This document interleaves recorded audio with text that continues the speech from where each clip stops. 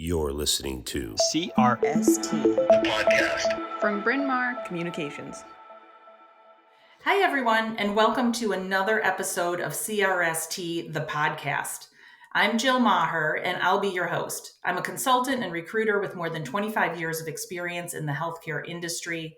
I provide overall practice management and strategic planning support to ophthalmic physicians and administrators through my company, Maher Medical Consulting. I was thrilled to share my pearls for optimizing physician recruitment in CRST's practice management issue, and I'm excited to delve deeper into this topic with fellow contributors to this issue of CRST, Patti Barkey, Carrie Jacobs, and Dr. Cynthia Matossian. Together, we'll be shedding light on how to better navigate staff shortages and physician recruitment. Patti, Carrie, and Cynthia, thank you so much for joining me today, and I'll let you each introduce yourselves. Hello, I'm Dr. Cynthia Matossian. I am the founder of Matossian Eye Associates and the past medical director. Matossian Eye Associates is a multi-specialty ophthalmology optometry practice located in Pennsylvania and New Jersey. I'm delighted to be here with all of you. This is Patti Barkey, and hi, I am from Jacksonville, Florida, where I have Bowden Eye and Associates and the Eye Surgery Center of North Florida. I am the president-elect for ASOA and program chair for Hawaiian Eye. I also have a program called Dry Eye University where we teach physicians around the world how to integrate and deliver dry eye care to their patients. And I'm delighted to be here today with everyone. And hello, I am Carrie Jacobs. I am the Executive Vice President of Operations at True Vision Institute in Bloomington, Minnesota. I have over 25 years of practice management experience. I am delighted to be here as well with these wonderful ladies and look forward to a great conversation. Excellent. Thank you all so much for being here. We are all painfully aware that the nature of physician recruitment has changed in recent years. Gone are the days when practices could place an ad, just sit back and wait for the multitude of applications to roll in. I have a few strategies that may be beneficial throughout your search, but I find that multiple tweaks to a practice's search process are typically required to find the right doctor to recruit. So just to share a couple of quick tips, and I want to ask each of you as well what tips you have. But one thing that I have really observed over the years is that keeping the interviewing process moving at all times is really important. So not waiting days and weeks to contact candidates. And once you're actually interviewing candidates, to make sure that there's always the next step on the calendar. So that they always have something else that they're looking forward to. If a lot of time goes by in between those interviews, oftentimes that candidate has moved on to another opportunity. Another thing that I've noticed as well with a lot of young ophthalmologists, and they've certainly been sharing this, everybody's a little bit different, but one thing that seems to be common for most of these young ophthalmologists is that they're looking for a really great mentor. That seems to be kind of the key that everybody wants as they're searching for the greatest opportunity out there, is finding somebody who's a phenomenal mentor. And that really kind of goes hand in hand with kind of my last and final little tip, is really getting candidates in front of the managing partner as soon as possible. Many practices have their administrators do the initial interviews, and that's fantastic, but keep that really brief, 15, 20 minutes, something like that, and then move them on to the next interview with the managing partner. Many of them really want to talk about the clinical aspects of the job and what that day-to-day is going to look like for them. So you all have very successful practices with lots of physicians. What tips have you found that have been really helpful as you're recruiting? Well, I'll say that, for Bowden Eye and for us, we've had some very wonderful successes and we've had some failures. And I think, our biggest thing we land on is it was a meeting we were in years ago where a thing was discussed, PLU, which is people like you. And finding a great cultural fit is the critical piece of developing that relationship. And the hard thing about that is many of the young physicians, they aren't who they're going to be in 10 years. and we're in it for the long haul and we want that 10-year person. But trying to figure out if your investment's going to get you to that 10-year mark is the big piece. And understanding someone that has their life kind of laid out with goals and a mission where they want to be and that entrepreneurial spirit, I think is our biggest thing. So people like us or people like we want to mesh together.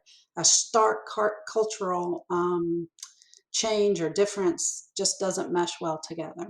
Yeah, Patty, that's really so spot on. And Jill, I want to go back to a comment you made about looking for a mentor in a relationship. And I think it's really important to identify what they mean by that. Are they looking for, understanding the business? Are they looking to enhance their surgical skills?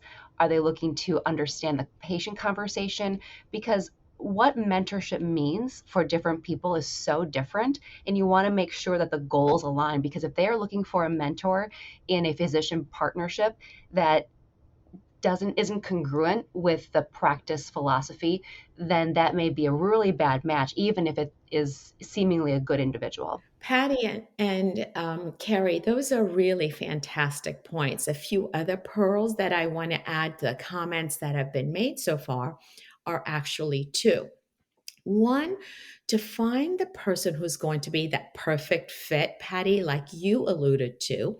I believe physicians can get involved in academic programs, teach there once a month, get to know the residents and fellows, have them rotate in the practice.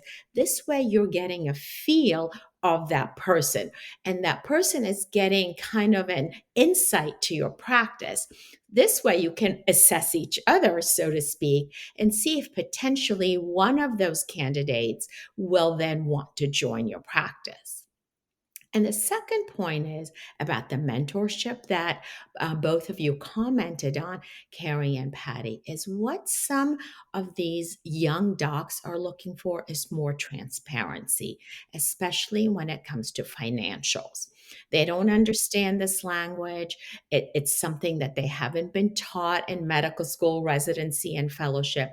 So if you can just share that we have open books, you're going to get your accounts, and I will sit down with you and go over it a few times till you really understand it. Then your numbers or your financials will be available to you on a monthly basis. I think that will allay a lot of their fear of the unknown. In our interview process, one of the things we've done is, like Jill alluded to, I'm often the person that starts this relationship, right? I'm usually the first contact, and I got to get them to the next point, right? To the others. But my thing I've learned along the way is to involve as many people in the process as possible. I'll bring them in like usually the day before. They'll get to watch a little bit of surgery with the senior partner. And then we'll go to dinner together and we'll invite a few people to dinner. And then the next day we have them stay in clinic and see some of the post-ops and see the clinic in action and get to meet some of the clinic teams. But what that has done is I think it shows them it it eludes the culture. They get to see, are the techs too stressed out? Are they really helping? What are they doing for the physicians? How's the flow working? Could they see themselves in this particular environment working? And then, the sad thing is right now we don't have a large group of people out there to recruit from.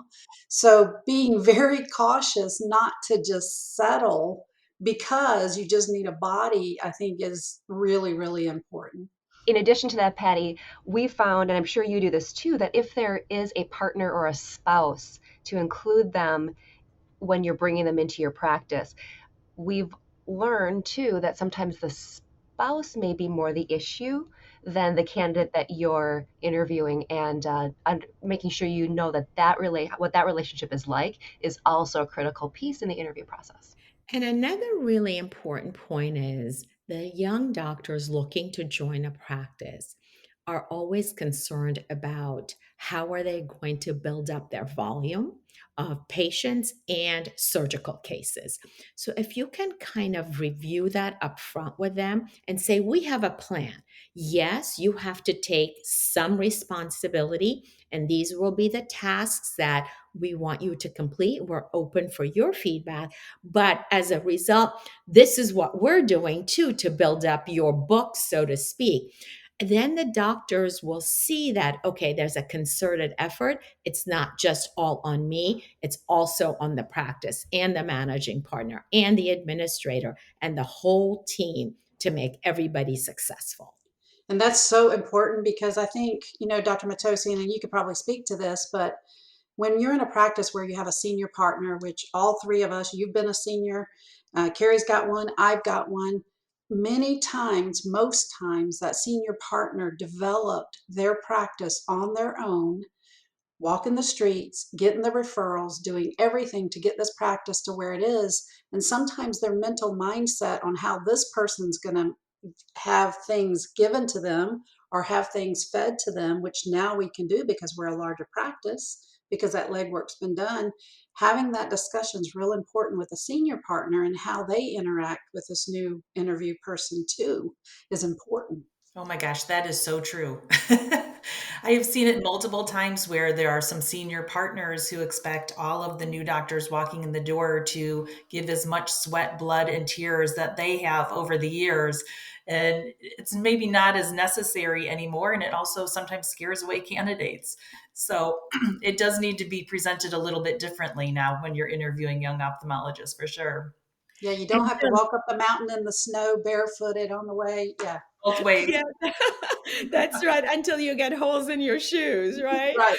Um, um, Actually, what we did is we put a program together. So everybody knew what it was and what was expected of them from the beginning. The number of lectures or presentations they were kind of invited to do in the community, the number of ODs or referring physicians they had to visit on a weekly basis.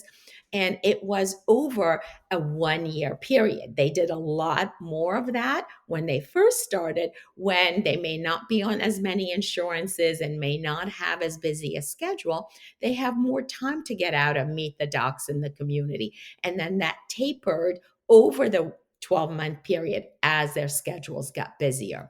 Having it in print, then everybody knows what's expected. And actually, I used to sign it along with the new oncoming physicians.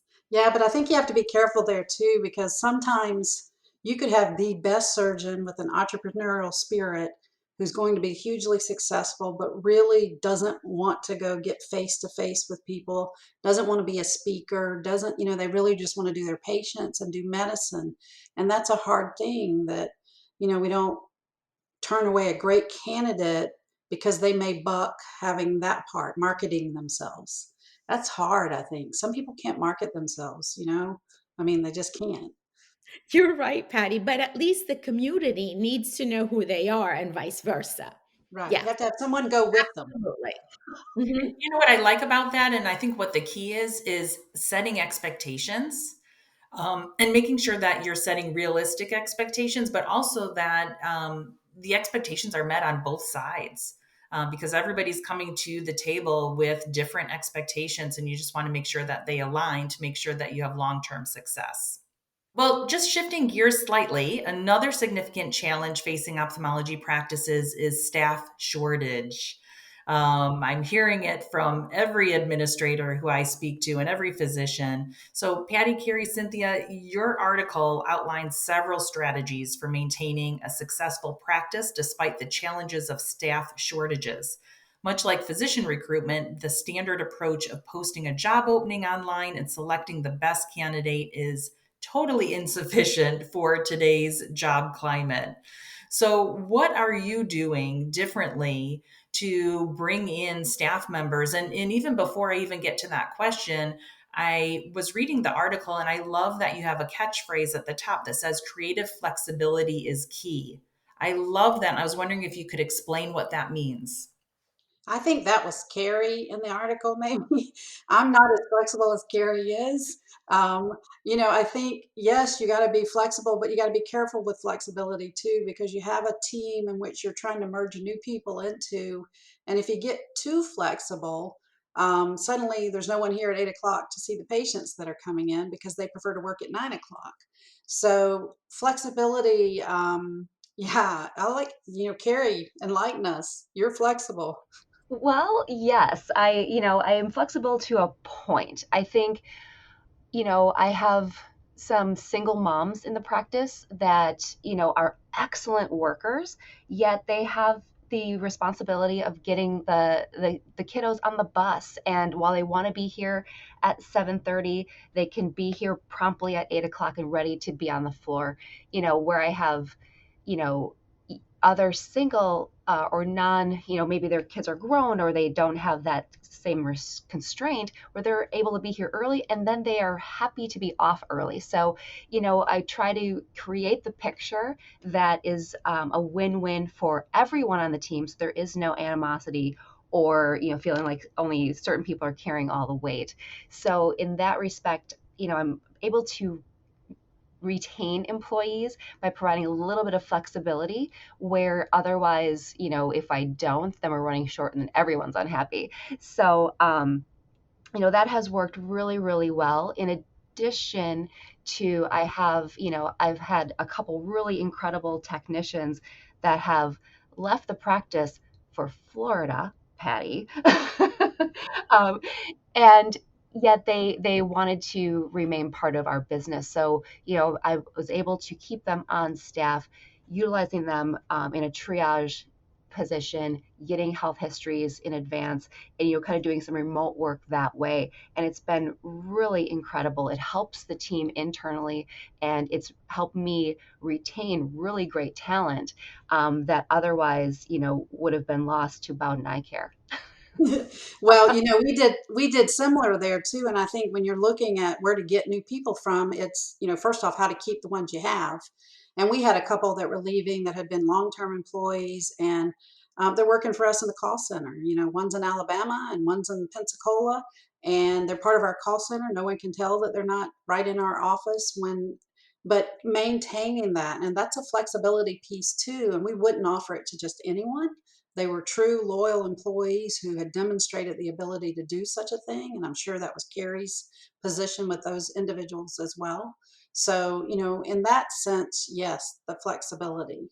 Altering hours, yes, you can do a little bit of a late start, a little bit of a, early, but you have to be careful because being fair to everyone is so important. Yes, that is truly the key. So, yeah, Patty just nailed it right there. The only way it works is if you are taking everyone into consideration, because if you don't, that's where you're going to get into trouble. Those are such valid points. I think what's important of what both you said, Carrie, and you alluded to, Patty, is that hearing the technician, really listening to what they are trying to say. And if they are the single mom who has to get the kiddos on the bus, or somebody who has to be there to meet their kids at the end of the day, that minimal personalization of the schedule really makes them feel part of the culture, that you're really empathetic, and empathy being felt inclusivity and feeling like they're part of the family of the practice are key components why staff stay. And if they don't feel those, even though the pay may be good, may be reasons why they leave. All three of us are really making sure that our team is connected, and through communication is the best way to have connection. And with people, our team members that are working remotely, we make sure that they are part of every single team meeting via Zoom. We offer to, if they are able to fly in when we do, twice a year, all staff shut down the clinic training. We want to make sure that they feel as connected to the team as anyone else who is physically here in the office every day. Yeah, we have a thing like next weekend, we have an end of the summer bash. where we have ponies and face painting and all of this going on. And, my team that are out, the virtual call center, they're trying their best to get to town so that they can participate and see everybody. They want to do that. They want to be a part of it. And right there, what you said, Patty, and what you said, Carrie, are also key factors is that you are spending money on your staff, either to train them, shut the clinic, and do it during business hours, not asking them to come in on a Saturday or Sunday to do the training. And you're providing festivities and activities for your staff, an end of summer bash. So that means you're spending money on your staff. Trust me, they know it when practices do and when practices don't. And these technicians are working really hard.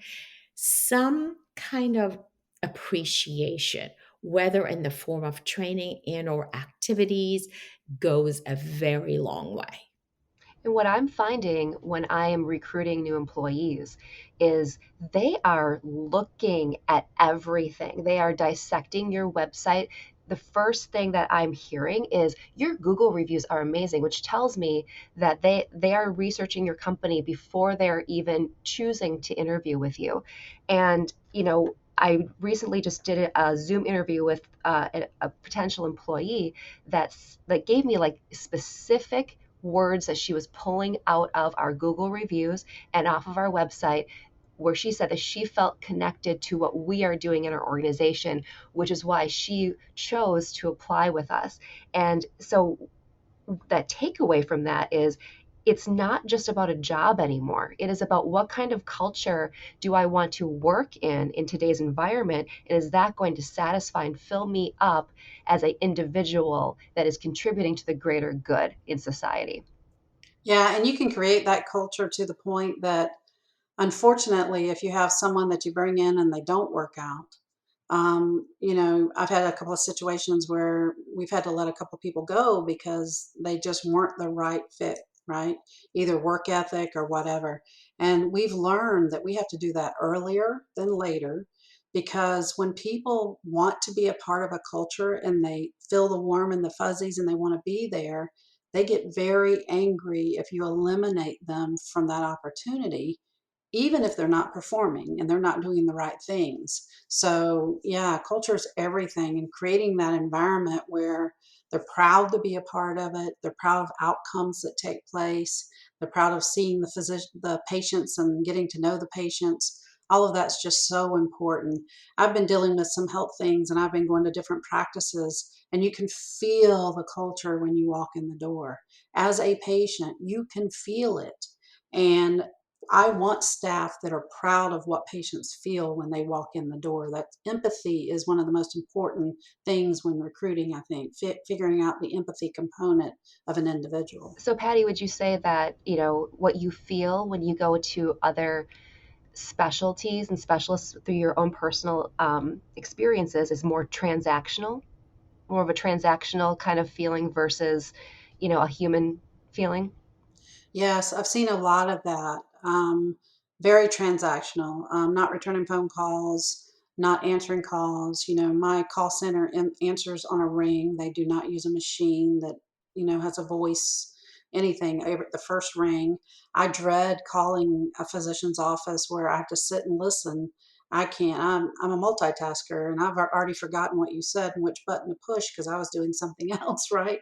And our employees are very proud that we're not technology adverse, but we also try to stay a little basic in some of those needs for the patients, because it's about the patients and not sometimes about technology that can make us do more faster, right?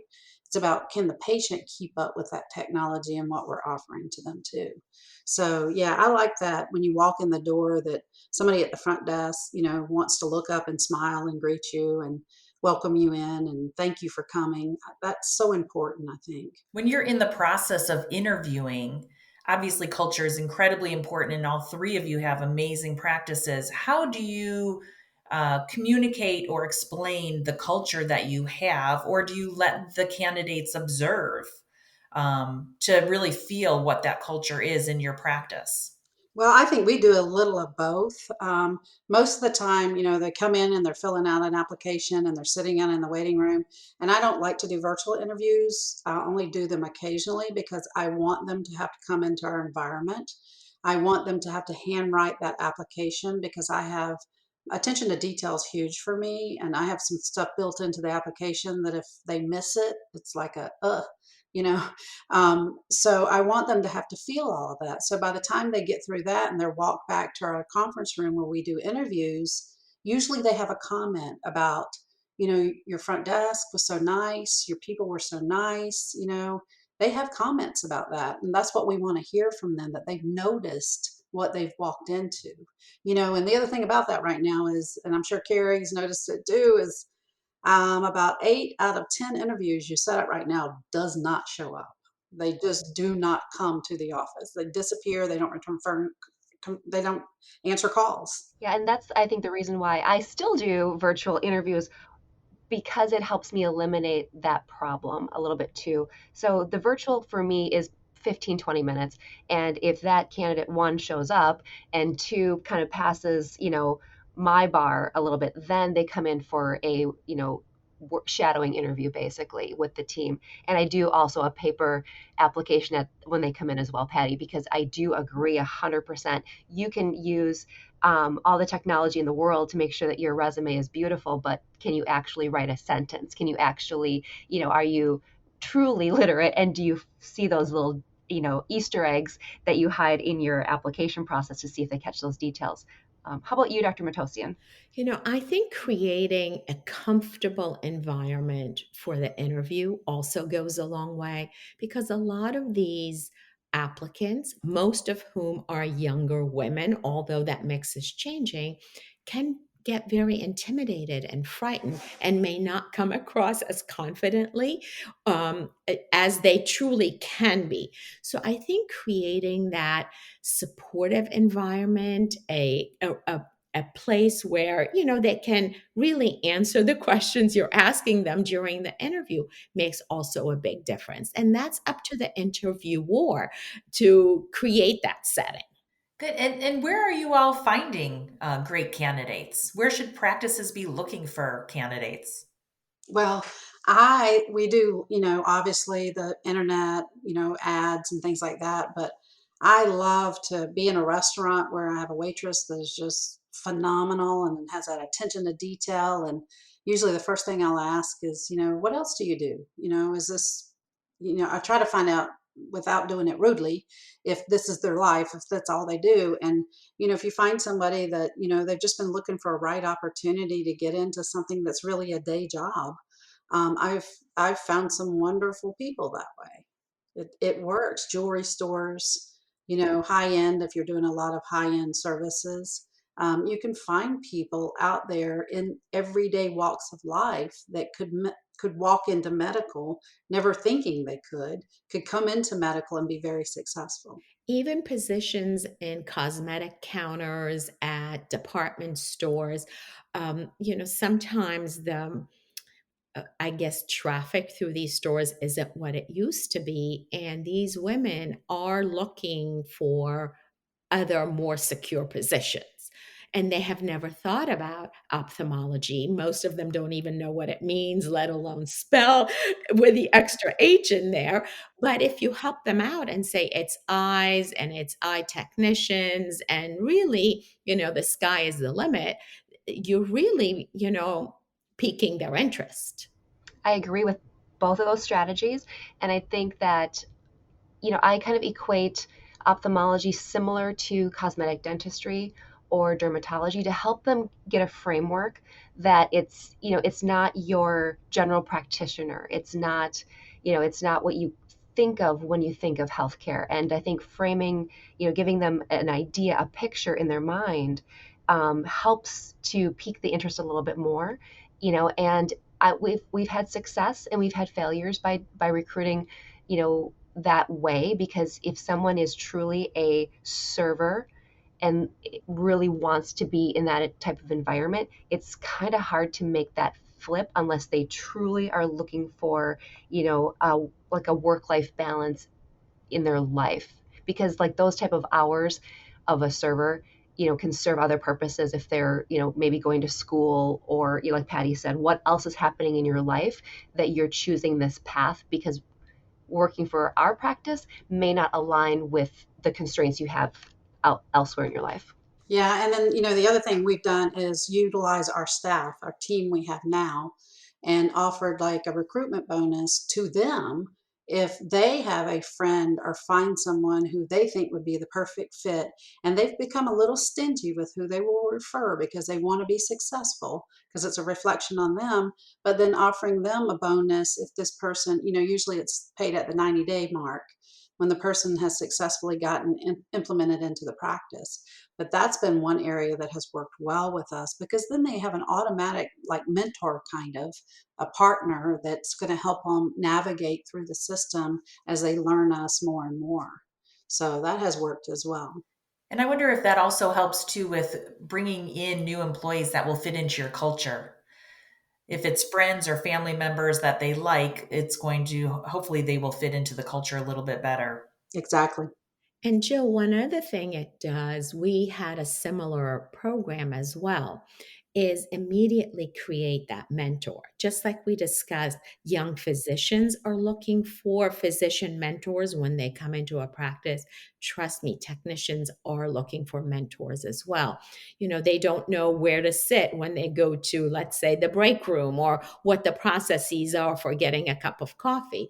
So having a mentor who can virtually hold their hand and say, this is how we do it here, this is how you work up a patient, not just the training, but the steps involved in fitting into the culture makes a big difference. So that goes, it's like a dual path, not just getting a new employee, but having that built-in mentorship as well.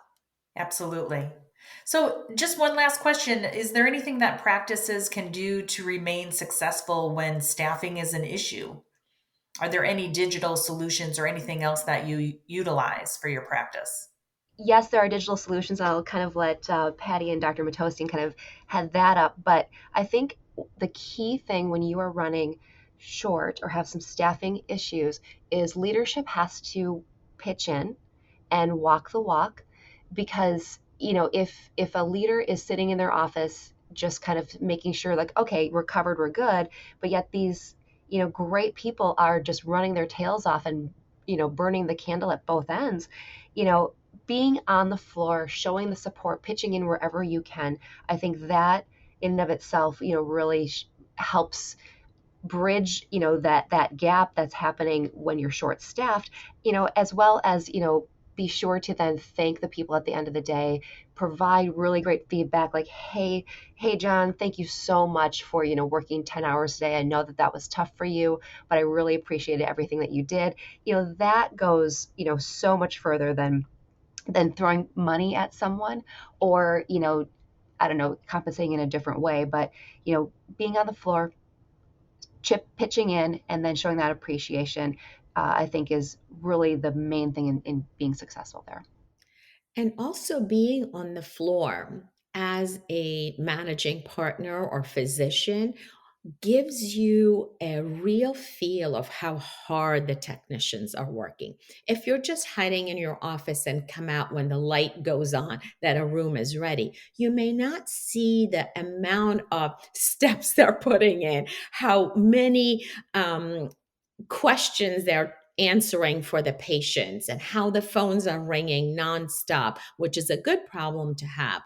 But it really gives you a real world perception and perspective of the environment in which your technicians are working. And that in itself can help physicians figure out better processes, talk to their administrative staff to figure out how to streamline some things. If they're not cognizant, they may not even know to bring these topics up.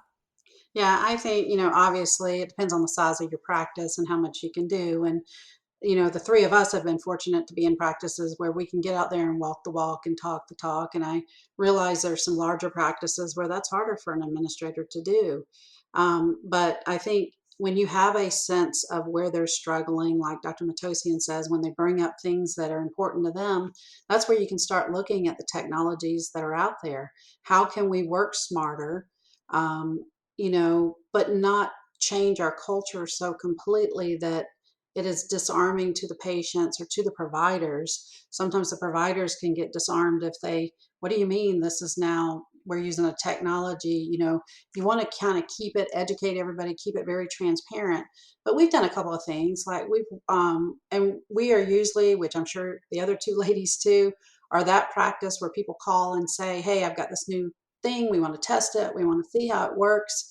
And I've started kind of limiting myself to that some because I felt like it was too much there for a while. We were being called left and right, and I was kind of getting my teams in too much on too many different things, and they were getting confused.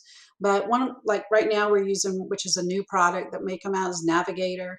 And Navigator, you can they have a team that's virtual that will call the patients and educate them about cataract surgery, do those kind of things. There's Brevium out there that will help feed the staff people to call on a recall effort, using those tools where you don't have to manually dig, or we're taking something off somebody else's plate that day that somebody else is going to do for them. Because just like Carrie said, you're out there taking on some of the weight. I've been billing manager for my practice now this year, on top of everything else I have to do. I'm revamping the entire billing processes for our office. And people see me doing that. They see me daily asking a question about this particular code or what's going on. So they get that. But also seeing that I'm taking it to a level to make it a better thing for them is the most important thing. That's just, it's everything for your staff to see that happen. Yeah, and to identify which technologies are going to make your team more efficient and productive, I think is really important. At the same time, some platforms overlap with others. So like Patti said, if you have too much technology, that also can be a hindrance versus a help.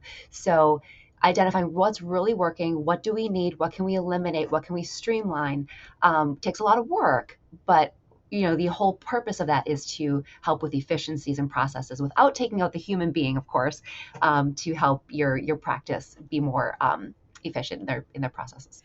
Because of the shortage, there are really incredible technologies out there to help practices, physicians, and their administrators.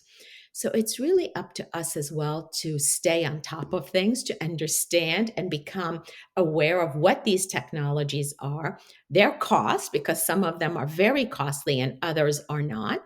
Some are very complex to integrate within a practice. Some are very simple, more like plug and play. So you have to, as a managing physician or an administrator, really understand what's new. You can't keep your head in the sand, and then figure out, is there duplication, or is this technology really going to help make my practice stand out and help my staff and my patients? Yeah, some of them, if there's like a component you're trying to carve out to let this technology do for you, um, can create a gap for your staff that creates confusion for the staff. If it's something they've always done and now they're being told to look in the other direction, somebody else is going to do this virtually for them.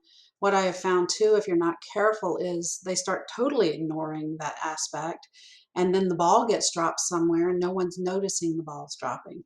The companies out using virtual employees to do things are hiring from the same pool of individuals that we're trying to hire from, right? Maybe they didn't show up that day. They didn't get on the calls. They didn't do the things they were supposed to do. And now your team's no longer doing it, so nobody did it, right? So you got to have that oversight constantly and court awareness, I call it, to know the big picture of what's going on around us and where's the ball dropping. Absolutely. Wow, this discussion has been absolutely fantastic. I've learned so much. So, Patti, Carrie, Cynthia, thank you so much for joining me for this excellent discussion of some of the practice management topics featured in CRST's September issue. I hope that the tactics for candidate recruitment and overall practice management that we've discussed prove helpful to your practice's success despite today's challenges. Hope you all have a wonderful day. For more shows like the one you just listened to, check out the podcast channel on itube.net.